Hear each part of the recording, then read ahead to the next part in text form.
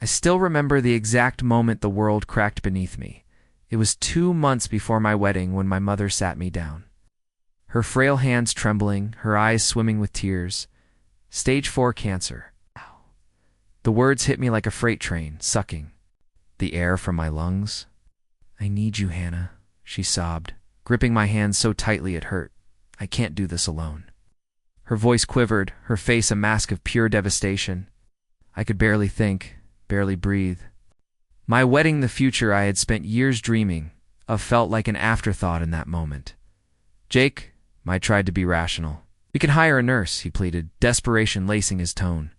"Hannah, please, you don't have to do this alone." But Mom shook her head fiercely, her fingers digging into my skin. "Strangers don't care like family." That sentence would haunt me forever. I called the venue, choking on my words as I counseled. I wrote emails, dialed numbers, broke the news. To every guest, my hands trembling with every message sent. The deposit's $10,000 gone overnight, just like that. I watched as my dream wedding unraveled before me, each decision punctuated by the silent disappointment in Jake's eyes. I'll never forget the night he left. His suitcase sat by the door, his shoulders slumped. "I can't compete with your guilt," he whispered. No anger, no fight, just quiet defeat. Then he was gone. I should have stopped then. I should have listened. But I didn't. For a year, I became my mother's shadow. I bathed her frail body, her skin papery and pale under my hands. I cooked for her, fed her, sat by her side every night, her whimpers of pain keeping me awake on that godforsaken couch. Quit my job, drained my savings, sold my car. I faded while life carried on without me.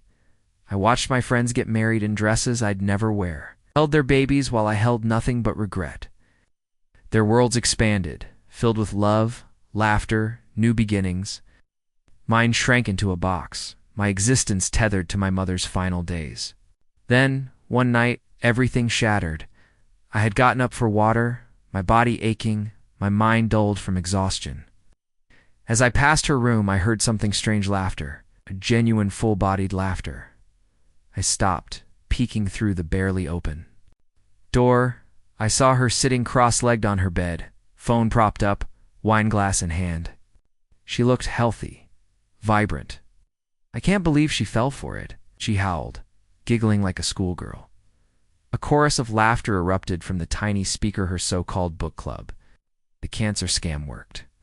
One of them wheezed between laughs, gripped the doorframe as my pulse roared in my ears. Mom took a slow sip of wine, a satisfied smirk on her face. "Hannah's such a loser, she actually believed me." The glass slipped from my hand and shattered on the floor, she gasped. Turning to face me, eyes widening with something that should have been shame but wasn't. All I could do was stare. It was all a lie. The chemo appointments, spa days, the frailty. An act. The pain. Fake.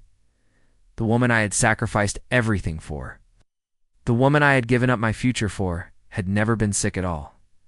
She had trapped me, lied to me, stolen my life, and the worst part, she had enjoyed it.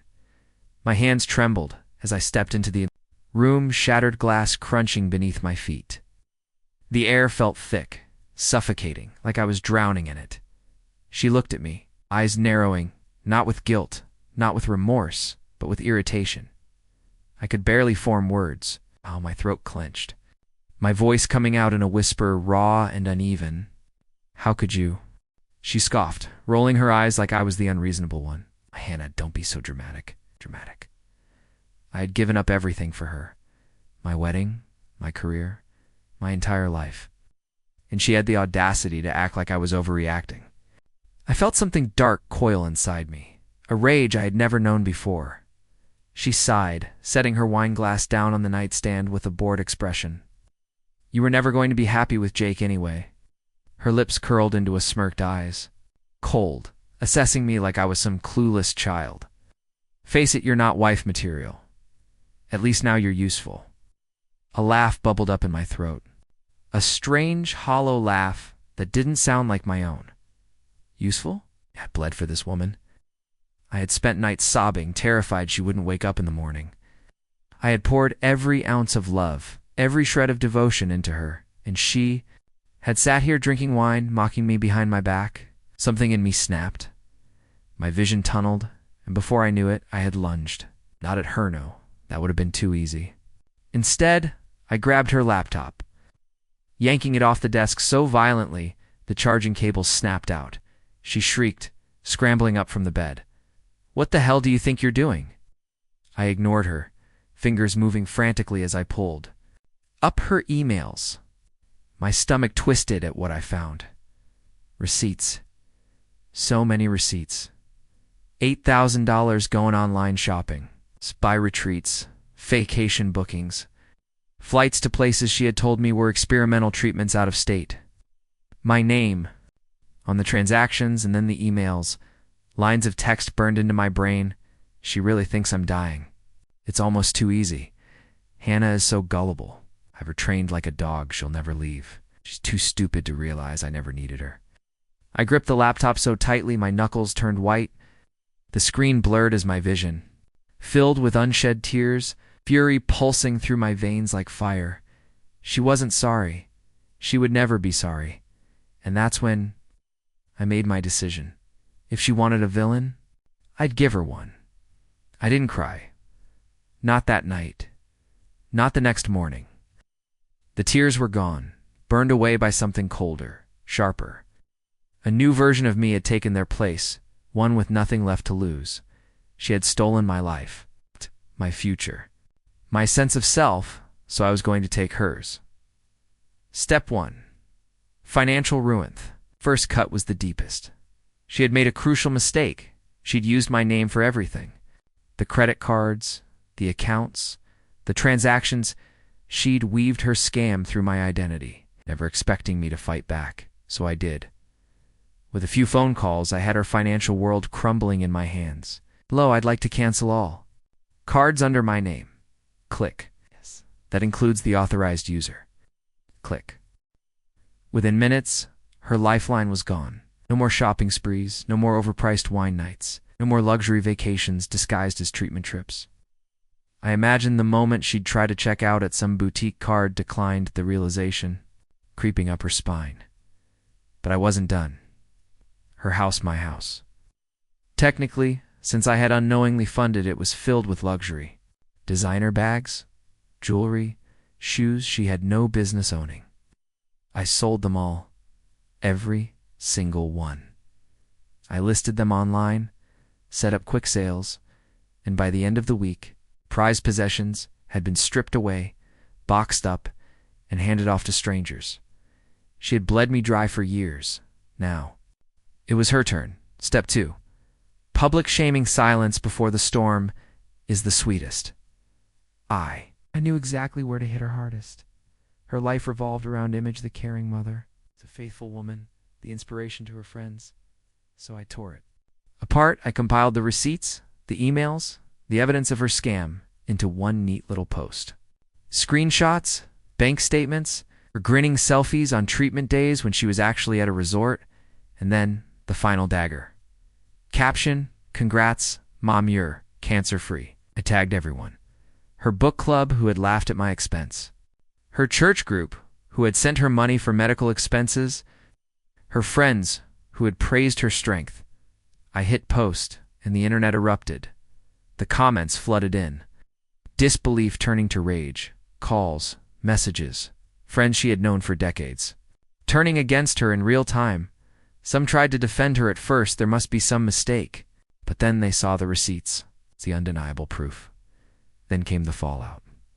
Phone calls she wouldn't answer. Invitations revoked. People whispering in places she used to hold power. She had built her empire on deception. I burned it to the ground in a single night. Step 3. Legal fire-off. She thought this was just about humiliation.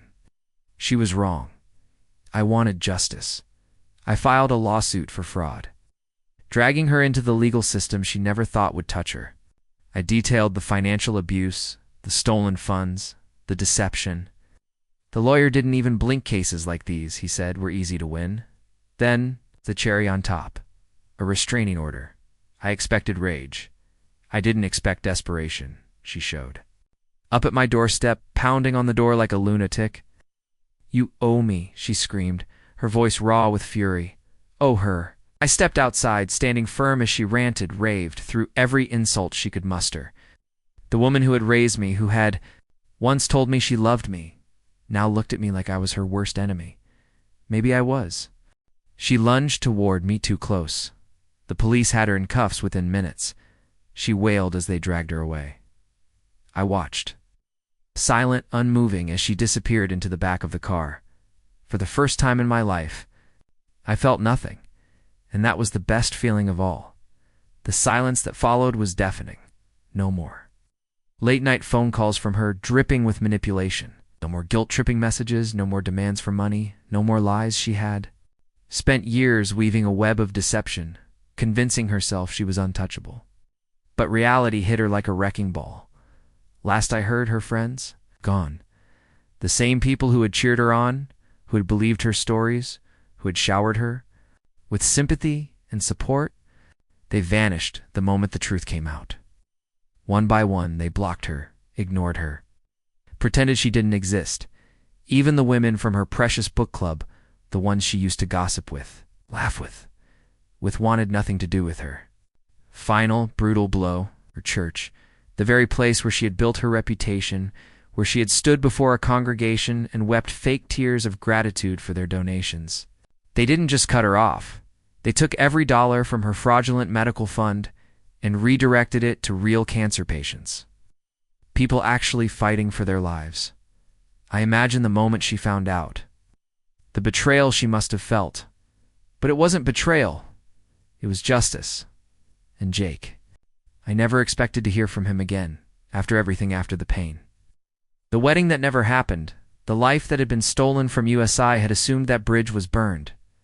Then, one evening, my doorbell rang. I opened it to find him, standing there, holding flowers. His face was unreadable for a moment, like he was trying to find the right words. Then, softly, I saw your post. Silence stretched between us, thick with everything we had lost, everything we had almost had. Then, he smiled, really smiled, and said, "I never stopped loving you." I didn't realize I was crying until he reached up and wiped a tear from my cheek. Some stories don't get second chances. Ours did. We eloped. Last month, no grand ceremony, no family, just the two of us standing under the soft glow of string lights, promising to finally choose each other without interference, without lies, without anyone tearing us apart. After everything, it was perfect. Then, just for fun, I sent my mother a single envelope. Inside was a wedding photo. Me in white. Jake, smiling. A life she had tried to destroy, now stronger than ever. And beneath it, a handwritten note. "Thanks for freeing me. P.S. You're not invited to the grandkids' lives either." Asterisk, no return address, no explanation. She would know exactly what it meant. And for the first time in my life, I was truly free. So, was I wrong? I played that question over and over in my head. Was I wrong to destroy her life? To take everything back? To strip away the lies? To expose her for who she truly was? Maybe, but then I remember the years of gaslighting, the stolen money, the fake tears, the manipulation. That twisted my life into something unrecognizable, and suddenly, I don't feel guilty at all. I just feel free. Would you have done the same? Would you have let her get away with it? Or would you have burned it all down like I did? Let me know below, and if you've ever been betrayed by someone you'd die for, hit subscribe because tomorrow's story